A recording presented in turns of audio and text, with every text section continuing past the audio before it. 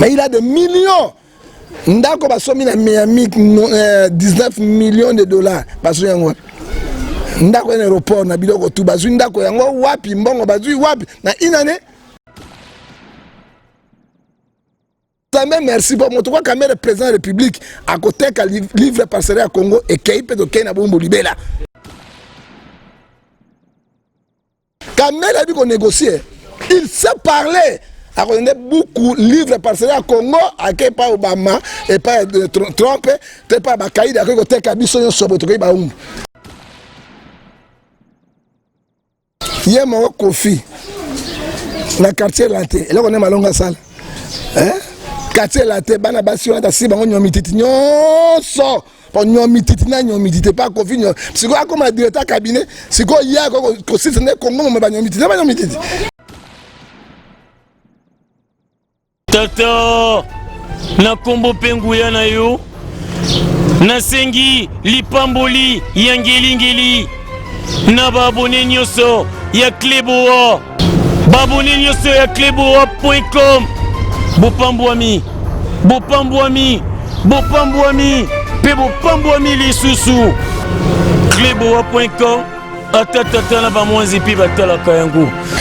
Bonjour mesdames et messieurs, ça a toujours été un grand, un immense plaisir pour moi, Annette Chituka, de communiquer avec vous et ça se fait à travers ce micro et cette caméra. Je tiens avant tout à remercier celui qui est derrière la caméra, la touche d'excellence, celui qui fait en sorte que j'apparaisse en toute beauté devant vos écrans. Grand merci à toi, Herman Emporio, garçon slim. Grand merci à tous nos abonnés de Kleboa.com, à toutes ces personnes qui se donnent le plaisir de aimer, commenter nos émissions.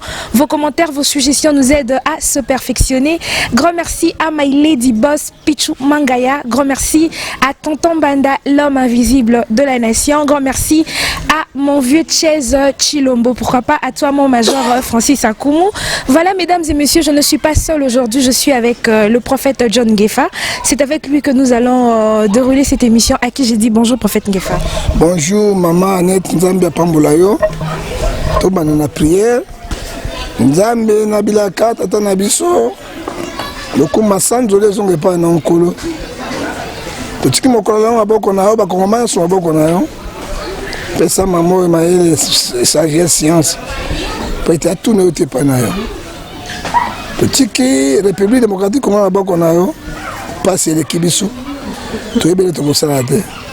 Yo Nzambe sunga obate la pose la nabiso la commune somasia. Amen. Merci beaucoup prophète Ngefa, bonne santé. Santé zalika ndenge moni ndenge Congo zotambola keba kaka na kombo na nzela ya Nzambe nde toko récupérer la situation. Merci beaucoup prophète Ngefa, le prophète du peuple. Bon linga ba benga out. Oui comme voilà. Prophète ba nation te pour nation Nzambe alobaki zalika mboka moko Israël. Ezali nation nyonso te. Hein? Israël, les autres prophètes du peuple, il faut tout assumer la population. Voilà, merci beaucoup le prophète du peuple. Tomoni na bamboka mususu oyo kutu coronavirus ezalaki na tomoko élevé, il y avait beaucoup de morts, beaucoup de cas atteints, déconfinés pardon, mais na mboka na biso oyo baka ya coronavirus ezalaki nango penza te. Jusqu'à présent bazo déconfiné car mboka te, population zo vivre dans ba conditions moko vraiment très difficiles. Et tant que prophète du peuple, au monika nende. Mais oyokaki c'est flou. Moi si soko lingo balite ko lia mbongo na ide. Hein? Même moral na yo e ko za bien bien. Hein maman? Lelo ko sielo be ko kuno ko lia mbongo na yo. Moral ne ko sala. Hein? Moral ne ko sala. Soko la ni même ne ba pebele. Na moni na confinement ba pays na même Afrique du Sud ba pays sungi ba peuple même ko pesa ba biloko mais ba onje ba biloko ebele mais pas na biso eloko mo salimité c'est juste comme la situation de 49 millions de dollars au mes il faut que l'on en mes hein on met c'est l'organisation mabé. Je félicite le président Donald Trump oya boy et président P oyo ya Madagascar oya bimi Idriss Déby abimi. C'est comme si faut que boye ka babiloko wana po bazo mema bato na mabe na lokuta na ko boma bato ebele ozo komona lelo yo tolobi likambo ya confinement de nous kota kata Covid-19 na la nai kamera obi me bino botikali kuna bosungi président na nini hein pour le peuple congolais. Et ça, accusation. Hein? Parce que tout le monde a besoin d'intervenir, le salaire, le foot, le coronavirus, cause la Congo est allé. Mais ça a marqué comme 3600. Tant que vous avez 300, 400, vous déconfinez en côté. C'est comme 3000, vous déconfinez en côté. Et puis, bateau Koufa qui va 22 000 morts en Angleterre, en France. Et puis, le nombre de contaminés qui est élevé. Les lots équité. Même la frontière, mais ça les ont dit pourquoi en Afrique, hein, Covid-19 est côté en Afrique, c'est pourquoi Bazaï otage, il y a Mbongo, il y a Omes. Tala Omes, hein, et comme il y a Kosuma Bibembe, Koboma Bato, tout cela, pour le nombre, il y a la mortalité pour la Covid-19, or que, Bistobé la malaria kala, et puis il y a un impact qui pas y sauter. Diriger, c'est prévoir. Ce qu'on a conduit, il faut à l'intérêt à peuple. On est chef de l'État, pas qu'il y a un hôpital à cinquantenaire, à Moni Bato, Bazaki atteint la corona. Bon, à Kenya, Bazaki atteint la corona. Tant que Sikoyo a bien qui espèce chinois, 50 personnes vont checker le corona. Réaction à chef de l'État. Hein? Soit un chef de l'État directement, ministre, il y a santé, il faut la démission, a démissionné, et puis Nakanga Mouyembe. Nakanga Mouyembe. Yo kangi batokuna 5 na quarantaine. Ba chinois ba yeba checker bango ata moko za nangote, ça dit quoi? Mboka yo tambo yango to boba, mboka yo tambo la komba. Hein? Tous en amour ya bato. Jean 1343 lobby, je vous laisse le donner comme commandement. Avec la précision, aimez-vous les uns des autres. Congolais, ennemi Congolais, vous savez, Congolais, t'as la KOYO, il y a 50 ans. C'est la honte. Et ça sonne mingi. Hein? Comment tu vas évoluer dans Mboka Yandengo? Qui est qui? Tu se comprends? Et puis, ministre de la Santé, à un médecin. Alors, je n'arrive pas à comprendre. Voilà, merci beaucoup, prophète John Gefa. Prophète John Gefa, procès à 100 jours. Et les cas qui, hier, lecture nous ça par rapport à procès. Bon, procès, on a. Et dans ma tata. Kamere a bengi ba témoin partout, pas qui se bateau partout. Or que bateau a bengi bango, ne baso foncé. Pour nyonso c'est yo. Attends, ben conseil nan. Mon travail supervision sur ça. Mais oui, la loi est abou. Directeur cabinet, c'est lui qui gère l'administration des cabinets de la chef de l'État. Donc et là que le pas chef de l'État, c'est passé pas naï. Mon travail le pas chef de l'État, c'est passé pas naï. Directeur cabinet à mon chef de l'État, on a son bureau na côté abîmé.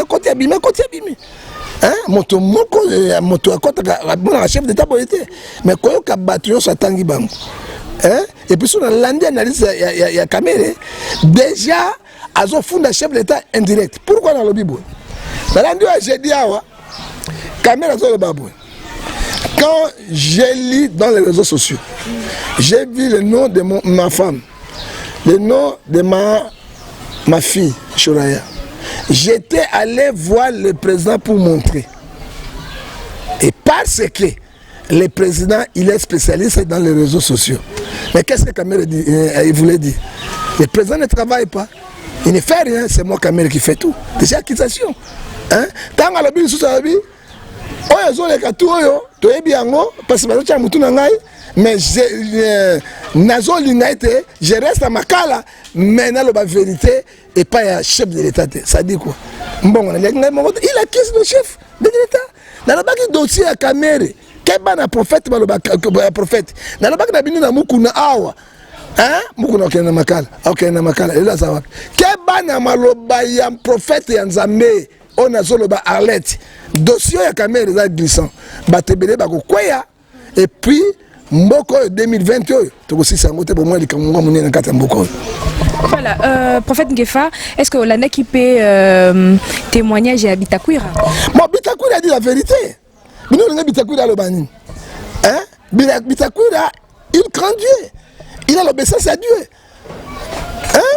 Qu'est-ce que Bitakwira a dit? Nazari na ya ba maison, un ministre au Yazaki environnement. Na signé qui yango. Mais na moni mbongo te tant caméra yé parce que Bitakwira Yazaki na INC. Hein? Na Pierre Kagoudi Yazaki na INC. Hein? Caméra yé a bloqué une soutien qui étiquette ya pam. C'est lui qui gère le tout. Même nous on a Bitakwira ska lo bani. Hein? Alors la vérité, ce qu'on moni fautif et dans la caméra ba dossier tout atazowanga na maboko na yé ba juge ba yebi yango parce que c'est lui qui a mis le pays on a genoux. Allez mettre mon bateau, ba on a ba Shoraya et puis na Jaman. Prophète John Gefa, tout le monde qui peut témoignage à Daniel Massaro, abandé ko témoigner le baki, il écoute va faire jurer témoin, il jure de dire la vérité, rien que la vérité. Il étant que prophète du peuple, au juge qui témoignage journaliste. Mais témoignage journaliste positif, parce qu'à l'objet en vrai, hein, attends moi na jibe piana, attends Jaman a payé ça qu'il y a 100 000 pour la récompense yanine. 100 000 $, kaka boy. 100 000 $, parce que boy pour la récompense yanine la likamwanine. So comme ba Jaman yo sont les aventuriers. Ba Ezaye, Eza Shoraya, Eza Jaman, ba l'association des malfaiteurs. Est-ce que biso soto bito tala bien Daniel Massaro yemo qu'on a propos naé à l'obaki que Soraya n'avait rien à voir avec tout ce qui se passe en ce moment parce que Soraya zaki na ina poto azotanga yeba kite ye herba kabeli deuxième parcelle ndeye Monica Kombo moko yeli na mutu ajache Kombo ya Soraya pendant que Daniel Massaro azana ba copine pe ou soit il est marié le nom de sa femme et tout Daniel Massaro makangoni ya Soraya akotia Kombo ya maman tala bozo ba Congolais ko bana mikete hein Soraya atanga na poto dans la poto Soraya au sein de la présidence de la République. Il travaille avec Kamere. Hein? Soraya au sein de la présidence de la République. Mastara au sein de la présidence de la République. Alors, tu as comment verbalement, boy. Non, Bazo jouer n'a fait. Il blague avec la population congolaise. Nous sommes le baki. Na mayel na rekota la yango. Oya wangani. Après ça, qui est l'association des malfaiteurs. Tout qui va juger, mais bien sûr, on a compétence. Voilà, prophète Gefa, Hollanda qui témoignage à Madame Amida Chatur, Herba Bengakie, à l'oba qui Mbongonyo Sazanango, yé Herba Bandi Commerce Naé, depuis l'âge de 20 ans. Il bosse avec un numéro de compte T. Et puis après, il y a un numéro, Ninga Koliboé, à Bandi Osalaba Fer Naé. Bon, il y a belé à côté qui en 2019 et ça après mariage na bango ba recevoir qui enveloppe soit ba kangi ça qui ba bon on ba pesa bango ça qui na valeur ya ba $800 000 ndé azo ki mbongo na ki ko kotisa na kati ya compte naé et après aye ko débuter commerce naé commerce naé ça la gani commerce ni ami de ça hein commerce yango ami de ça la nini hein mon tapé c'est bon avec caméra mais ce que maman oh il y a un dossier à une maison préfabriquée. Donc quand on a 100 jours, est-ce qu'il y a qui copie pas caméra $1 800 000 parce que ça casse mal pas ba bien na isusu na ngwa justifié mbongo za hein bato ba sur mbongo na ba compte na Congo te ba compte étranger pas ba détournement mo énorme so qui ba compte caméra a au ngote ou t'as pas moins de $100 000 mais il a de millions ndako ba somi na Miami 19 millions de dollars parce que yango ndako en aéroport na biloko tu bazui ndako yango wapi mbongo bazui wapi na inane est-ce que ya 1000 $, hein webi bible so bisabiselo loko nyonso na Hébreux 4:3 oye bomba minzambe misango polele et comme tango nzambe azo misabatu mabe na Congo au Congo elongo na bombu zana yango hein ba nyokoli ba Congolais ba pied ba Congolais avantage ka ba Shoraya ba Mida mais wapi par ya ba peuple congolais par na bango wapi ba ko sepela na likamunini ba ko zana sengo mokolo moko de nzamba tinda biso kana ba souffrance diaspora comme l'état ele saka biso e bokola ka biso makamo nyonso yo mona biro la l'état zani diaspora ko pe maté hein par l'état wa ezali morte et fonctionne ka té hein so question na ba chance tala na bato batoni bazo mbongo na ba chance mais comment na bato na kata ba chance bazo mbongo ba salaire na bango de salaire ngo za combien so mbongo ngo ka ba Mida mbongo ngo ka ba Shoraya ba Chaman hein ba Masaro ba Kamere hein na bato atu a peuple tout bango mais peuple congolais bango mbongo yango wapi avantage ya peuple congolais salaire na bango eza wapi vie sociale na bango eza wapi hein eza mawa mingi pe pasi na kati ya mbuka ndengo. Prophète Ngefa, au courant il y a procès, Hollanda qui confrontation, il y a directeur de cabinet, chef de l'État, conseiller principal, il y a présidence. Nalanda qui a un conseiller spécial de la présidence, a dit la vérité. Hein? Mais ce qui n'a landi yango, mais conseiller à lobby, makamonyo so ezali ko leke pa ya Vital Kamerhe. La Kamerhe n'a pas rien à lobby, mais n'a pas sa hiérarchie. Hein? Ça montre quoi? Il acquise aussi le chef de l'État indirectement.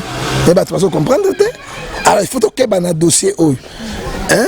Et puis conseil spécial abi ba accord mosu quand même sur mbongo verbalement ba bimisi na kombo ya moto azui moto ke nego dédouaner ke nego salabo est-ce que au ça verbalement ou bien écrit sur le moni on a déjà poloso ezana kadi pe pelengendu et continue dossier na bango donc ma bezali hein donc ba sali président de la République ma bemingi pe a la chance de tout ça que candidature va voter sur la Congo à cause de la même gestion il y a battu à Tchebango hein on va y bien côté on va y bien on va payer on a genou alors peuple peut côté quand il passe les qui c'est ça le problème. Voilà, prophète John Gefa, Hollanda qui dossier à Albert Yuma a détourné qui 200 millions et puis bah toi FCC bah le biba méga hollandais là on te sinon bah qu'on paralyse un peu. Mais FCC n'a pas pouvoir. La majorité n'a pas de parlement. C'est FCC. Hein? Pour aller retourner les électriques dans la FCC. Gouverner, c'est prévoir. Proverbe 14 et 28. Quand les peuples sont dans la malheur, c'est la ruine du roi. Si les peuples sont heureux, c'est la gloire du roi. Mais ah oui, ça est au contraire. Pourquoi FCC va toucher Batuna Bangote, je vais mettre le feu. Le feu. FCC va banane. Au moins, il y a un président qui dit bon accord oyo. Ayoka qui bisote là comme on te marteau dans clim à cause la nini. Tala balongoli Jean-Marc Kabundi. Wazaki le boko na makolonai. Hein? Siko ba kolongo atika siko ni. Président atika siko le kolomoko. Hein? Atika siko yo le kolomoko. Hein? Na mabako ndo ale bakati yango na le kolomoko. Atika kana le kolomoko boy. A tout moment ko ya. Hein? Osoko bango ba menace kaka. Bayaka na politique mo constructivité. Car tu as menacé, tu as payé en fait. Mais bon, ça, tu as déjà payé en fait. Blocage de Zangoni, payé en fait. Tanganika, 3 localités. Drapeau à Zambie, payé en fait. 7000 militaires, Simagoma, payé en fait. Nabeni, dans le territoire de Zungu, 15 personnes, 4 personnes qui ont banani tano. Et ils ont payé en fait. Payé en fait des fois. Congolais à la Mukamiso, parce que là, on va bomber les bisous. Tout se défendre. Voilà, merci beaucoup, prophète Ngefa. Durant le déroulement, il y a procès. Hollanda qui juge président Yassika Baché. Au Moni Nengenini. Le président Yassika Baché qui attend juge président que son âme repose au père. Raphaël Akei, il y a des gentil. Hein? Mais catégorie gentil. Mais oh, il y a méchant, mais très catégorique. Alors, à Koki Nesika, on a continué le procès. On a bossé au peuple congolais. Donc, Sambongo, il y a Congo. Et bien, Congolais, la Banque centrale, parce que le dollar est comme 19 000, mais 19 500, 20 000. Mais sur le Kenya, il y a une agence, pas parce qu'on a un franc congolais, il y a tout, il y a un co. Alors, dictature est comme même un bongo ya yo. Hein? Ça montre quoi? Franc congolais, dollar, ils soutiennent, ils récupèrent le dollar, parce que sous bassement, moi, qu'on a Banque centrale, réserve monétaire, ils ont des caméras, ils ont des jamani, ils ont des zouis, ils ont des Kenya, ils ont des kao. Ozomona juge président asala musala na ye batola zongo c'est mbongo na caisse à l'état pour être l'état a besoin un bon rapport à ton mboka na prophète John Gefa malgré ma réunion ce jour les kana est-ce que ozomona famo na kati mboka na biso état de droit izali bon ko état de droit ezali trop de droit zate to bandi nan to tandinga otambola hein parce que bato wa habitat kuya bazaki ben intouchable ba conseiller président de la République bazaki intouchable yango ma niemi à lobby to comme na pays à magistrat mais oui nemi na par na bilo to bazaki na Kabila sala magistrature et sala makasi ba avocat ba juge ba comme makasi un tribunal et bima parce que tribunal hein justice ne et localiser Gamboka et bon Sagamboka les autres bandits quand même to sengete et continuer total année to suka soki to tonga mboka na justice solo bango place na bosembo balongo na esprit ya corruption. Prophète John Gefa na landa ki pe batu ya FCC balobi yozo benga Vital Kamerhe Burundi ozo attaquer mingi pendant que yé abimaka 3e na ba élection au 2011 et ça par jalousie to kara ozo mener combat. Non, pourquoi jalousie? To sali banquette, hein? Tolobi le porte-parole en France lelo. Azali africaine. Hein? Azali ministre Tolobi la jalousie sera même à mettre 3e na élection présidentielle. Hein? Na Mbulo Kuneleki. Bon, sur la nationalité. Mais Sarkozy azaki na France, azaki hongrois. Il n'est pas français d'origine. Hein maman? Toi ba président Belé bazaki ba même Ouattara c'est burkinabé. Hein? D'origine nationale comme ivoirien. À Sali Moussala, mais tant que ça Moussala, oye ba bemboka batu. Hein? hein baza belé na kotangelo belé baza na mboka oyo hein boy baye basimi ba poste mine na mboka so baza ba étranger hein mais il faut bamba na mboka. Ce n'est pas jalousie, ce n'est pas quoi. Mais merci pour mon tour quand même le président de la République à côté qu'à livre parcellaire à Congo et qui peut toquer na bombo libéla. Ok, merci ma combat bimisi yango na liki 12 verset 3. Bon quand même le président n'a dit qu'on le baboy. Quand même a dit qu'on négocier. Il sait parler. A donné beaucoup de livres parcellaires à Congo, à qui pas Obama, et pas Trump, et pas Bakaïda, à qui côté Kabisson sobre tout Baoum. Maintenant, mais pas au Lingambo, au Congo, et Koufaboïté, Makambo, et Bimi. Merci Seigneur Jésus-Christ. Les locaux le président de la République. Bande Konanga. Naïna n'est pas mbatala, des gars, moi, on va aller à Sali Burundi. Hein? Mais 5 ans qu'on s'en est. Autre lobby, il est santal. Yonde kundu okase ba na posangu pate boko sindate boko kolololo boko kololi. Voilà, merci beaucoup prophète Ngefa. Prophète Ngefa Tolanda qui fait révélation au pasteur Denis Lessia Sala qui a le bibino ba pasteur bobanda ki ko lia mbongo ya président sortant Joseph Kabila malgré que lelo bozo wangana mais yé au moins ndimi to komi na kaya pasteur Kijamina yé alobi atikala ko mbongo ya président c'est alobi vérité rien que la vérité.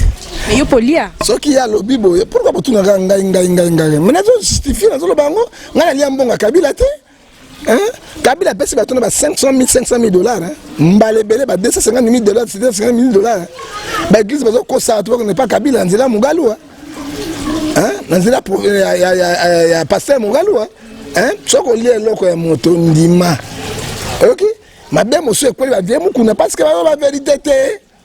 Ozomona combien de photos kaboni mbongo kwa ne pas mukuna bake na komba passer mais ngana lia mbongo bango te na mona mbongo na simba mbongo to kay ba reunion minene oyo to vanda kibiso so par cardinal Mosengo à part cardinal na basango kaka président akate tous les bakonzi mboko oyo et pas ndako ya muyeshi wazali gouverner kuna côté ya Katanga hein bon aw to kota reunion wana. Hein? À part le président, mbongo bimana combien? Hein? Et bimana combien? Mais les locaux wangana ke to lia mbongo te non ouais li sumokote ya batonine. Ozali bosa batonine, morala batozani. Hein? Ozomona Kijamina azowa 13e porte. 13e porte Kijamina pena lia kota pendate. Mais le quoi azaki influent. Azoza moi pourcentage ni mike ninga za koloba wana mais abana ba réunion ya bango boye. Il dit la vérité. Prophète Ngefa yo lobby au mona au simba mais au liate c'est que pour déjà mbongo yango na moni na simbi na kena on ba passer ba no mona zaki mukuna ezaki Denis Lessia ediba mapia Sonika Futa Ngalas baza na 12 tout faut la vérité. Hein? Ozomona tango mbongo les zoko ya ba mikanga na biro bango moko mais bakane ko zola komba ba passer. Regarde les escrocs. Bah homme de Dieu les escrocs ce que le mboko est commis bango. Hein? Oh Jérémie 23 1 4 zolo bango. C'est eux. Oko simba boy mama dollar au fungula dollar batundengin. Hein? Oh attends bon c'est la biso. Hein? Ba côté na biro 4 heures du temps. Ba kaboli bazo na moto ba violon pe bakei. Natanga basumba ndako na mama campagne ba voiture ya minene ba nini yoso baloko mongo pa mukuna ati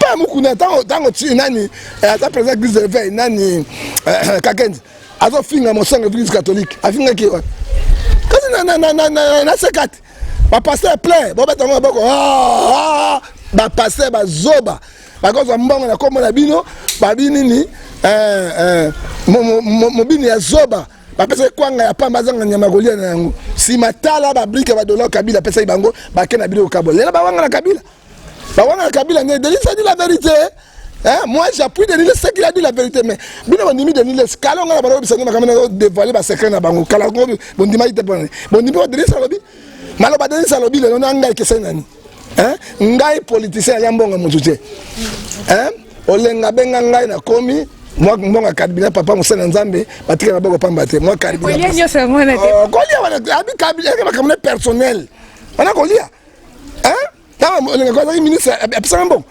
hein ta comme président c'est ya benga hein to solo li ko mutanda est-ce que ngasona ndako na pesa transporter en tant que prophète. Nous, frère transport, papa transport. Nango. Na moto na lembongo mokia. Pe na vota mokia, na vota motuté. Ok? Mokia moto kanga bani ko filmer na président jamais. Moto kanga ko filmer boyo za moyen té. Ni prophète, na bi président na mbongo té à cause poche $1000. C'est fini. Hein? Mokia ne ko kanga ngo, après $1000 na zui na son moteur na tie yango. Ko la pambola yo. Moteur yango be kufra so be moteur mususu. Ok?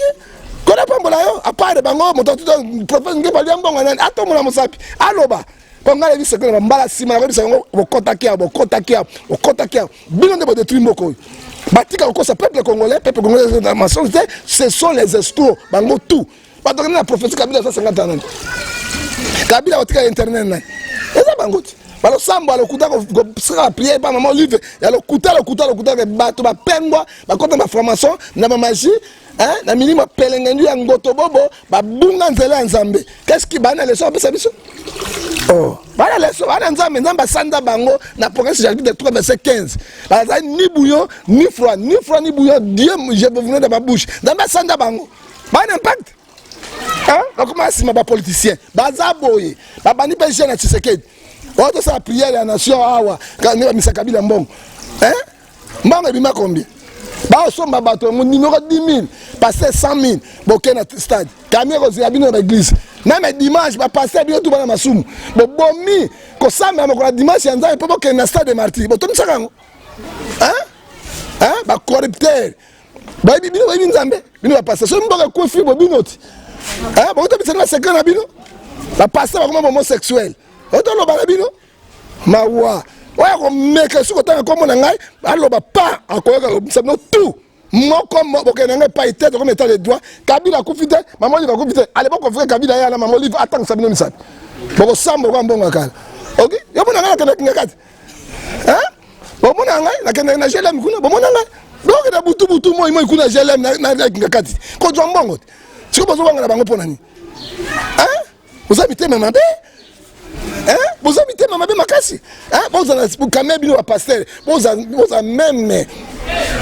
Na on a joué ça ya. Vous avez quand même na reconnaissance. Reconnaissance quand même. Hein? Vous avez reconnaissance beaucoup de batonini. Hein? Vous avez mis pendant conscience na bino na micro et kozala nini devant Zambé. Hein, c'est Dieu qui sont les cœurs et les reins. Merci beaucoup, prophète John Ngefa.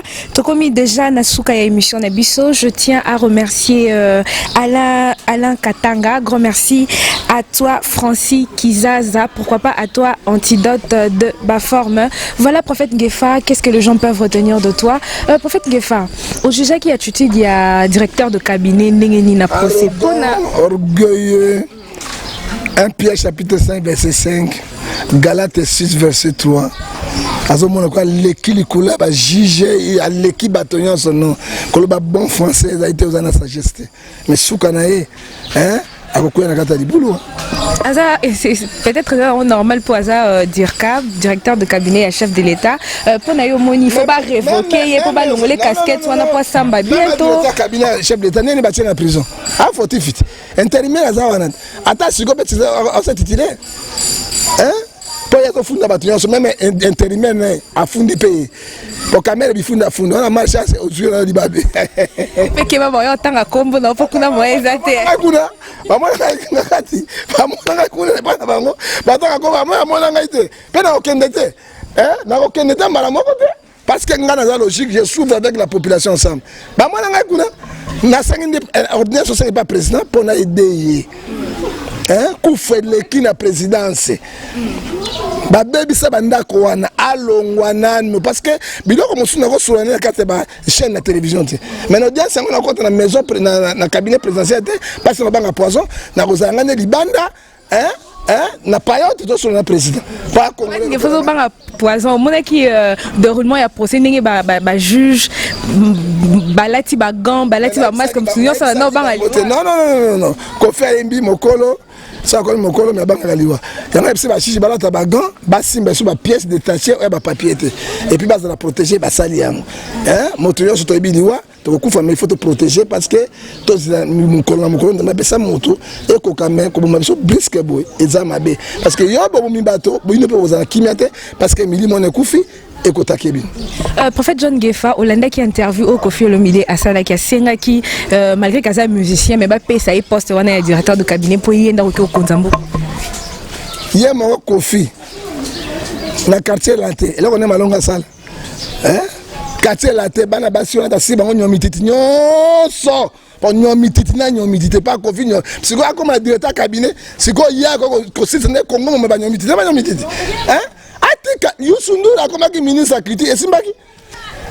Na kata Sénégal Youssou Ndour comme ministre critique. Tala mama likamona tango on totika Nzambe ya sala. Kofi ala mi nyomititi ya ba musicien. Si quand on nyomititi n'a ko sala nyomititi la présidence wana a ko silisa nyomititi akena na premier ministre akoti na parlement avanda na ye atika na musique ndeko Youssou la donga musique ide na suki wana mama mboka mwabi. Merci beaucoup. On lali la muki olobi on lali la muki olobi to tonga mboka na biloba loba. Voilà, merci beaucoup, prophète John Ngefa. Grand merci à tous nos abonnés de cleboa.com. Grand merci à toi, Madame du cœur Annie Moussoulou. Sincère condoléances à toute la famille Moussoulou. On est de cœur avec vous. Grand merci à toi, Junior Loboko, mon président Firmin Matoto. Grand merci à toi, Deli Bossang Naswed, Papa na Winner. Grand merci à celui qui était derrière la caméra, Herman Emporio, garçon slim.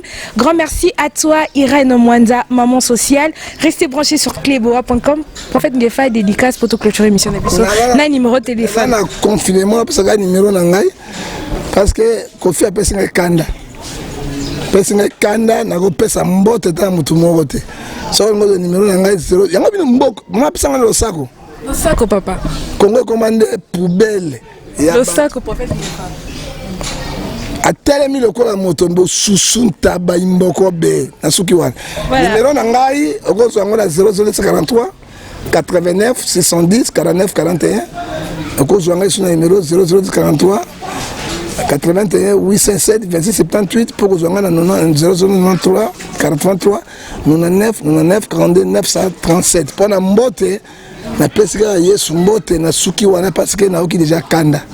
Voilà, merci beaucoup prophète John Ngefa. Grand merci à toi Koumassé Nzambe ya Norvège. Restez branchés sur cleboa.com. Bonne suite au programme. Bye bye.